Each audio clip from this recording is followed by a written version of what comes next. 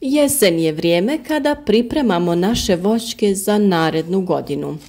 Tu se podrazumijeva obrada tla, uništavanje korova, gnojidba, zaštita i orezivanje.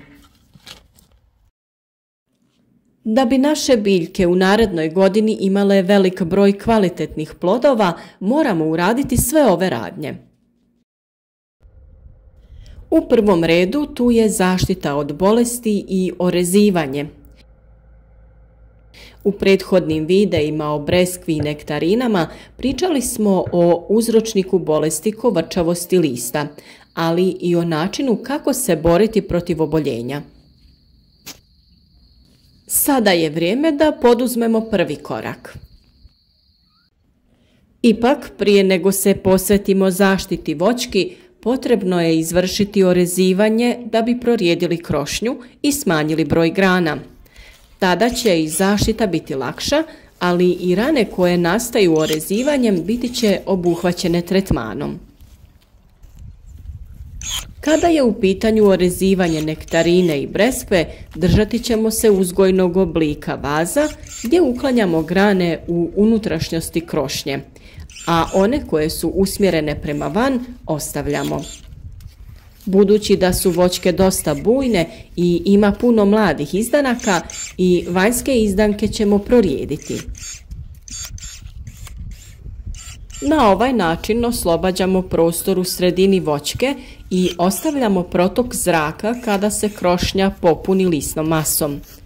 Uz to omogućujemo osunčanost svih grana i plodova na njima. Samo na taj način možemo dobiti zdrave i kvalitetne plodove. Ako ne bi orezali voćke, broj cvjetnih pupova bi bio velik, pa bi i plodova bilo više, što bi dovelo do stvaranja većeg broja manjih plodova. Svakog proljeća voćare, posebice amatere kojima voćarstvo nije primarno zanimanje, muči glavobolja kako se riješiti opake bolesti breskve koja se ogleda u izrazitoj deformaciji lista. Mnogi na okućnicama imaju po par sadnica breskve ili nektarine. Nije rijedak slučaj da vlasnici tih voćki imaju veliki problem sa opakom bolešću lista breskve koja se svake godine javlja u proljeće.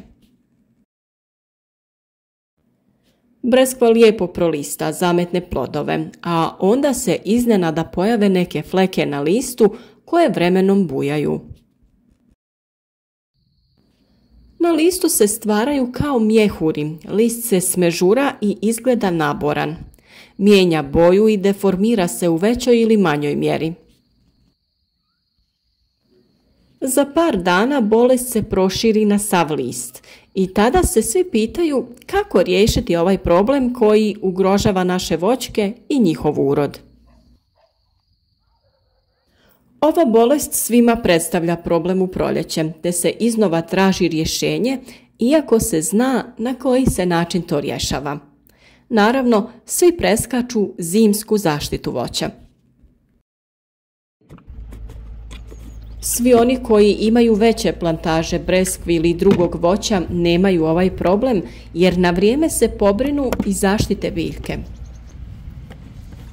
No, da bi se borili sa ovom bolesti, moramo znati šta joj je uzrok. Naime, u pitanju je gljivično oboljenje Taphrina deformans. Spore gljivice prezime u kori voćke, na granama i grančicama i ispod pupoljaka. Ova informacija je važna i pomoći će za pravilno uništavanje ovog uzročnika bolesti. Optimalna temperatura za klijanje spora je oko 20 stepeni Celzijusa, s tim da klijavost počinje i na nižim temperaturama. A to su upravo proljetne temperature kakve najviše pogoduju razvoju ove gljivice.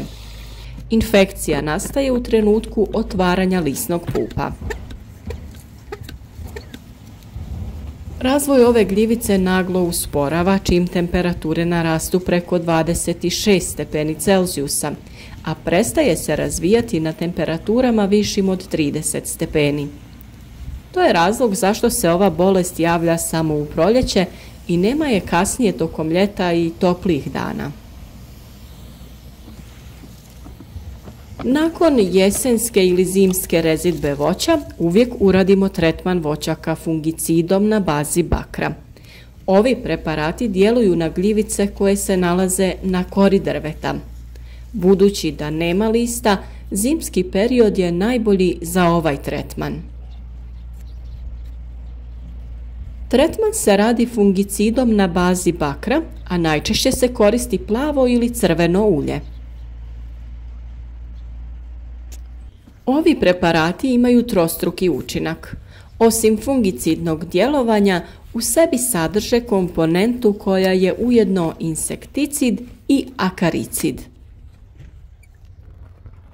Pored ovih preparata može se koristiti preparat koji je čisti fungicid i jedan je od najpoznatijih preparata na bazi bakra, a zove se Cupra-Blau Z. U intenzivnom uzgoju preporučuje se još jedan tretman pred kraj zime. U voćarstvu je ta faza poznata kao faza mišjih ušiju.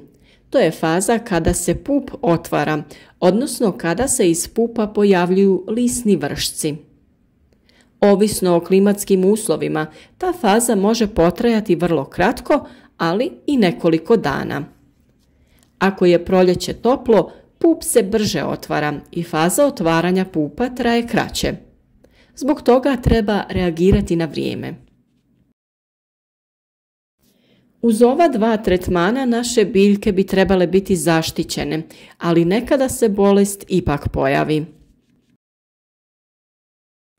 U tom slučaju bolest ne zahvati veći dio lista, već samo manju količinu. Tada je dovoljno ručno ukloniti zaraženo lišće. Ukoliko se tretmani breskve protiv kovrčavosti lista ne urade ili ako nam unatoč tretiranju zaštita ne uspije, ni tada ne trebamo odustati. Moramo se pobrinuti za naše biljke.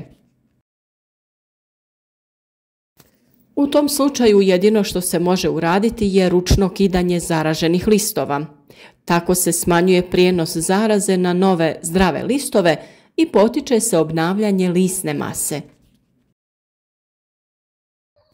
Ako bolest ipak uzme maha i izmakne kontroli, odnosno ako se zarazi sav list, onda ne vrijedi trošiti vrijeme oko kidanja tih listova. Taj list će svakako otpasti. Tada će taj postupak regeneracije lisne mase trajati duže, što može utjecati na plod. Malo je vjerovatno da ćemo imati kvalitetan ili čak bilo kakav plod ako jedan dio vegetacije nemamo lisnu masu preko koje se biljka hrani.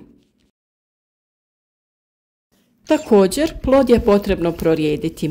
Inače, dobro oplođene breskve treba prorijediti kako bi plod bio krupniji.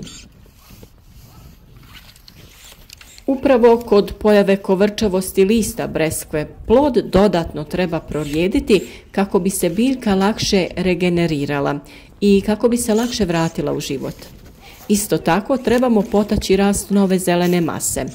To se postiže prehranom dušičnim kan gnojivima. Kan je potrebno baciti odmah po pojavi kovrčavosti lista.